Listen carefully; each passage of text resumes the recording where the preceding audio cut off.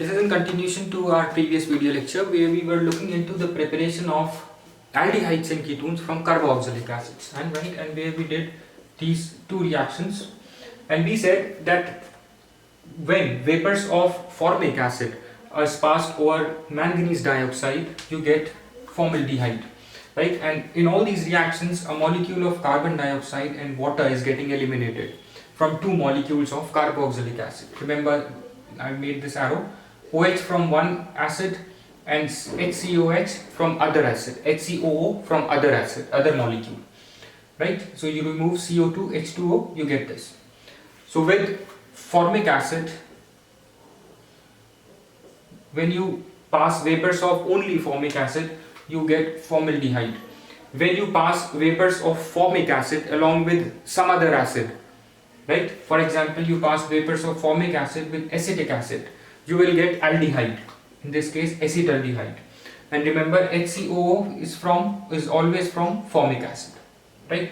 So this is your second reaction where you get always aldehyde when you pass vapors of formic acid along with some other acid, right? And the third, this is first reaction, this is your second, and the third reaction is when you pass vapors of any other acid other than formic acid, right? Say acetic acid, CH3COOH plus CH3COOH, right? So what you will get is OH from one and COOH from the other, like this, COOH from here and OH from here. So what you will get is HOH will form H2O, you have this CO2 plus CH3CO. This is your acetone, right? So what you have got is acetone. So when you pass vapors of any other acid beside formic acid, you get acetone, you get ketone. With only formic acid, you get formaldehyde, right? And when you pass formic acid along with any other acid, you will get aldehyde. Just remember it this way. Now the third way is to prepare aldehydes and ketones from your hydrocarbons like alkynes and alkenes.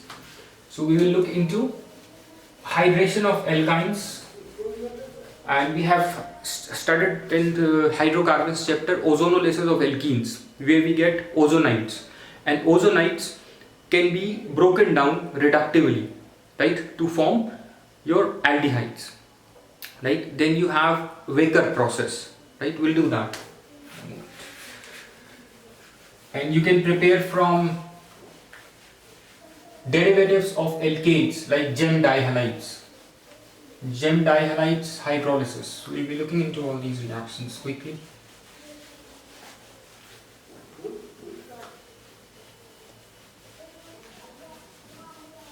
Right. So we have first from hydrocarbons, we'll look at hydration of alkynes first.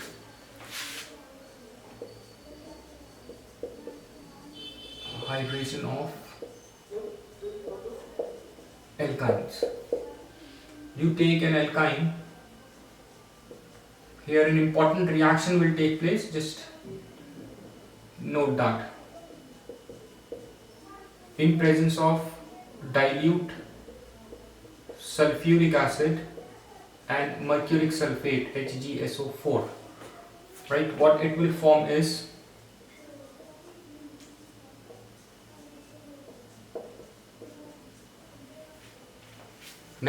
this type of a compound. Now this is your vinyl alcohol. What is this? CH2 double bond CH, vinyl group, right? Vinyl is where you have these double bond, right? Where you have groups attached to these doubly bonded carbon atoms. This is your vinyl. So CH2CH, this is your vinyl. OH is alcohol, so this is your vinyl alcohol. Now this vinyl alcohol is unstable compound, right? It will tautomerize. If you remember, we have done this in isomerism. Tautomerism is due to a mobile atom, a mobile hydrogen atom, where this mobile hydrogen atom can move, right? So here, this hydrogen atom, this is your mobile hydrogen atom, it will move here, right? And two compounds, this one and the other one that we will get on moving hydrogen to this, are tautomers, right? Tautomerism you can see in my previous in the basic chapter on chemistry that we have done in class 12, tautomerism topic, if you have any doubts with tautomerism, right? So what it will form when this hydrogen will move here, it will form CH3 double bond CHO, right? This is your acetaldehyde. So this way acetaldehyde is prepared from acetylene. Now if we take propyne, right? If we take propyne, then let's say what will form. Let's see what will form. CH3C triple bond CH, right? You get to hydration with dilute sulfuric acid and mercuric sulfate, HgSO4, right? It will form CH3. Right now, if you remember, we'll just write it down again. Markovnikov's addition. In this reaction, Markovnikov's addition rule will get followed.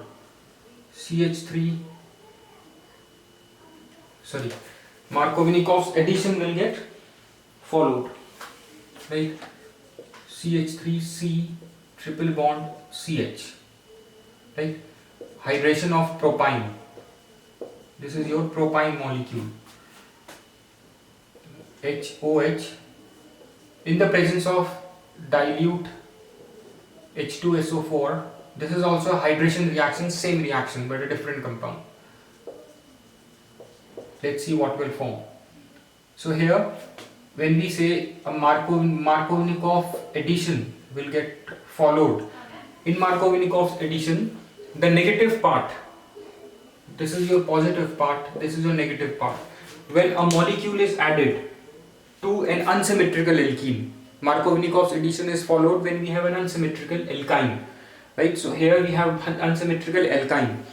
So here, negative part will go and attach to the carbon atom that has less number of hydrogen atoms, and positive part will go to the carbon atom that has more number of hydrogen atoms, right? Or in other words, negative part will go to the more substituted carbon atom. This carbon atom is more substituted. Why? Because here hydrogen atom is substituted by your methyl group, right? So negative part will go to this carbon atom and positive part will come to this carbon atom, and it will form CH3 COH double bond CH2, right? Now this is an unstable molecule, and the same step, it will tautomerize. That is, this mobile hydrogen will move to this, right? C, then it will become double bond CH3. It will form acetone, right? So acetylene will give you acetaldehyde, and other alkynes like propyne, right, will give you ketone and acetone. Here two important things in the second reaction. First is Markovnikov's addition, you should know. The second thing is tautomerism. The concept of tautomerism you should know. Tautomerism is due to a mobile hydrogen, right? And these two compounds between one another are tautomers. Similarly, these two are tautomers, right? And this mobile hydrogen will move between these two atoms, right? So this is more stable, so this is in more quantity, right? So this similarly, this would be in major quantity because this is more stable. Obviously, more stable compound will be in more quantity, right? Now this will look at the other way, preparation from alkenes. We'll follow the ozonolysis of alkenes, right? We'll look into the reductive ozonolysis of alkenes.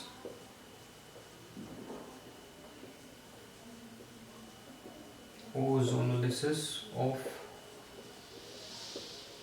alkenes, right? So the alkene is, we'll take is ethylene, with ozone, it will form an ozonide. CH2 double bond CH2 with ozone, it will form an ozonide. Right, where you have 3 oxygen atoms in ozonide. Right. So here, this reaction, you have done this in hydrocarbons. Now the reductive cleavage. This is an ozonide, ethylene ozonide. Right, this is an ozonide. When alkenes react with an ozone, it forms an ozonide. Right, this is your ethylene ozonide. Now in presence of zinc,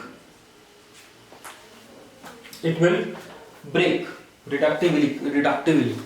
Right, in presence of zinc, it will undergo a cleavage, a dissociation and a reduction at the same time. Minus ZNO, right, and the remaining molecule is your formaldehyde. Right, so it will form ZNO and your HCHO. So ethylene will give you formaldehyde always. Right, let's take the other example. Let's take a disubstituted alkene. Right, let's take a disubstituted alkene. For example, CH3. We'll take, this is an unsubstituted alkene. Now we have taken a disubstituted. After this, we'll take a tetrasubstituted alkene. Tetrasubstituted alkenes will give you ketone, whereas disubstituted will give you an aldehyde other than formaldehyde. CH3C, then you have CH3, CH3. Right, it will react with ozone and it will form CH3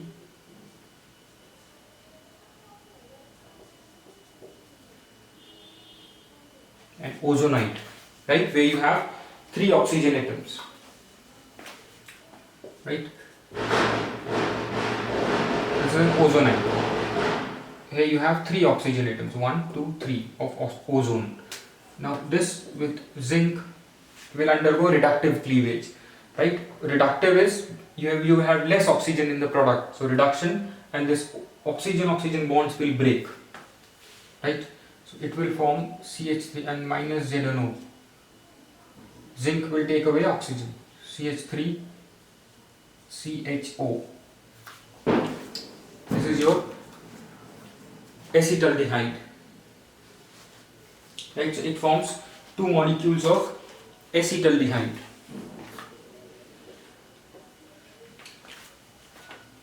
So this is your disubstituted alkene.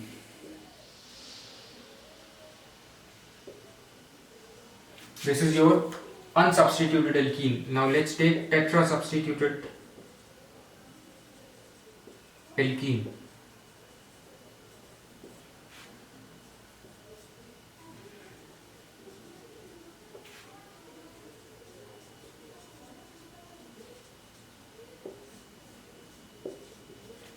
Ozone, right?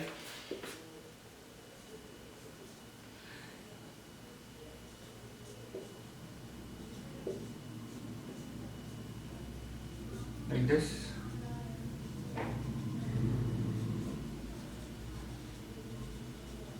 Right? Then in presence of zinc, it will again undergo a reductive cleavage, right? Where zinc oxide will get removed. Right, and what it will form is a ketone. Right, it will form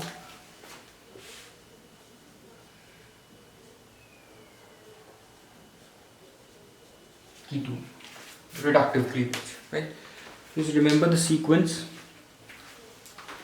Right, just remember alkene unsubstituted will give you a formaldehyde, disubstituted alkene will give you aldehyde, whereas tetrasubstituted will give you ketone, right? And in this you have ozone, reaction of ozone with an alkene, it will give you in all the reactions an ozonide, and ozonide with zinc will undergo reductive cleavage. Reductive, why? Because you have less oxygen here. This complex will get reduced and a bond will get break, right? And a bond cleavage will take place to form the resulting product, right? So you have reductive cleavage with zinc to form your ketone or aldehyde in number of cases, right? I hope this is clear. Now we'll look at the other way, preparation from gem dihalides. If we take alkanes, say, let me start this off from gem dihalides. These are simple reactions, right, that you need to practice even. Then just practice these reactions so that you remember in your exams. And keep understanding the concepts that we are using, like we used in hydration of alkynes, we used tautomerism, right? Why we used it, and what is tautomerism, and remember Markovnikov addition, why we used, because we had unsymmetrical alkene, right? And what is Markovnikov's addition, how will you apply it in reactions, right? You should know all these things. Now we'll be looking into gem dihalides, hydrolysis of gem dihalides. What is gem dihalides first of all? Gem dihalides. Gem dihalides is where you have, halide stands for halogen. So geminal always stands for where you have two groups attached to the same carbon atom. So these are geminal dihalides, that means halides, right? Any halogen would be attached to the same carbon atoms in the compound that we are talking about. So the compound, let's say, we take 1,1-dichloroethane, right? So geminal halides are where you have two groups attached to the same carbon atoms. These are your geminal dihalides. And vicinal is where you have these two groups attached to the different carbon atom, that is vicinal. Right, so hydrolysis of these geminal dihalides, right, will give you aldehydes and ketones. So we take CH3CH, right, Cl2. This Cl2, this is your gem dichloroethane, right? Geminal dichloroethane. This is geminal dichloroethane, right? Ethane is CH3CH3. If you remove two hydrogen atoms, or if you replace two hydrogen atoms with two chlorine atoms, you will get dichloroethane, right? So you hydrolyze it with sodium hydroxide, say, or you can hydrolyze it with some other compound, right? Mainly these geminal dihalides are hydrolyzed with aqueous KOH, potassium hydroxide or sodium hydroxide you can take, right? So you have CH3CH. Now when you hydrolyze it with aqueous KOH, these two Cl would be replaced by two OH. So this is also a geminal compound, right, where you have two OH groups attached to the same carbon atoms. But remember one thing, now a concept will come here that we have learned earlier. When you have two OH groups attached to the same carbon atoms, it will lead into an unstable compound. So this is an unstable compound, right? So it will lead into a removal of water molecule to form CH3CHO, right? This is an easy reaction. You take geminal, this is alkaline hydrolysis of geminal dihalides, right? This is your geminal, this is your dichloroethane. You do hydrolysis of it, 2 Cl would be replaced by 2 OH, right? Then a water, since this is an unstable compound because 2 OH groups are attached to same carbon atoms, so a water molecule would be eliminated and you get a resulting compound, an aldehyde. Right, now let's look into other compound.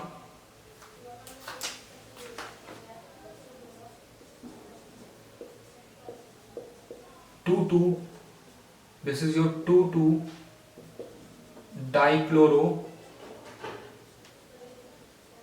propane, 1, 2, 3 propane, aqueous KOH, right? It will form CH3,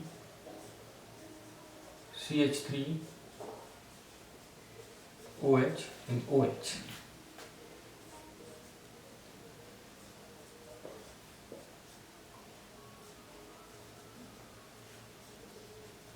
This is your acetone, right? So when you take dichloro, you already have two CH3 groups here, right? So what you get, the resulting compound is a ketone, right? But it will go through an unstable compound like earlier, right? This reaction will go through this unstable compound, unstable. Why it is unstable? Because you have two OH groups attached to the same carbon atom. So this leads to an instability. It will remove a water molecule and will convert into an acetone. Right? So this is how you prepare aldehydes and ketones from geminal dihalides. Right? Understand what is geminal. You should, to know this reaction, you should know what is geminal. You should know this concept that when two OH groups are attached to same carbon atom, it will lead to instability. So it will remove a water molecule to form the resulting compound. Right? Now we'll look into the last reaction. It's an important process. It's Waker process.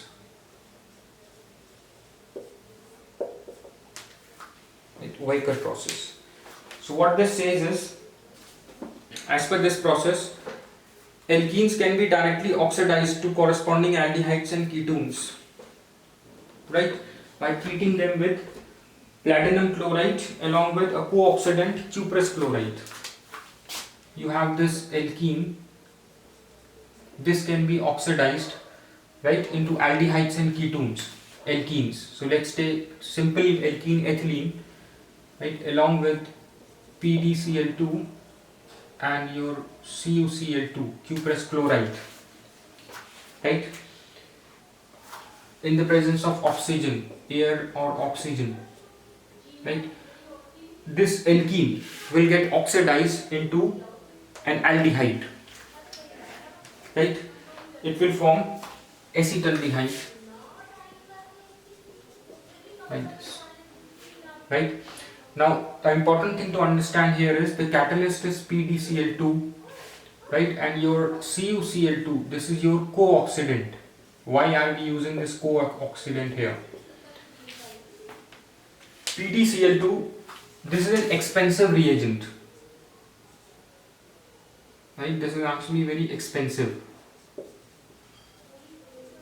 right, and in the process it gets reduced to platinum. This PdCl2, right, when it will oxidize this compound ethylene, it will change into Pd, platinum, right. Now this, what this cuprous chloride will do, it will convert platinum back into PdCl2, right, and in turn this cuprous chloride will get reduced into CuCl. Cupric chloride will change into cuprous chloride, right, and atmospheric air will oxidize this cuprous chloride back into cupric chloride, right, CuCl plus HCl plus oxygen, it will change this cuprous chloride back into CuCl2. So basically here you are using oxygen as an oxidant. Just remember one thing, important thing is you are using Pd in this reaction to oxidize alkenes into aldehydes. You are using platinum chloride. Platinum chloride is an expensive reagent, so you use along with it co-oxidant cupric chloride.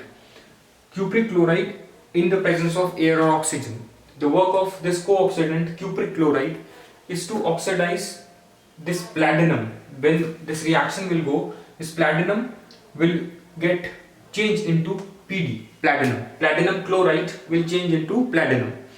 Now this co-oxidant will change this platinum back into PdCl2, right? This is its job, because we have to reform it by some other chemical reaction, because platinum chloride is an expensive reagent. So this co-oxidant cupric chloride, which is not as expensive as platinum chloride, will change this platinum back into platinum chloride, right? And this, in this reaction, now this cupric chloride will change into cuprous chloride. Now this cuprous chloride will again get oxidized with air. In the presence of HCl and air, it will change back into cupric chloride. Now this cupric chloride will again change Pd into PdCl2, right? So it will keep going. So basically you are using oxygen as an oxidation here, right? Oxidant here. So you have, in this reaction we have converted ethylene into acetaldehyde. Right? Now let's look into the preparation of an ketone, right? Using, so this reaction is actually this reaction is actually the basis of preparation of acetaldehyde, right? Using ethylene, using an alkene. This reaction is actually Waker process. We call this as the Waker process. Right? Just remember this. This is a Waker process. Right? Now, the other reaction that we have is using propylene. If we use CH3CH, double bond CH2, right? In presence of, again, your PdCl2, cupric chloride and air, it will form your CH3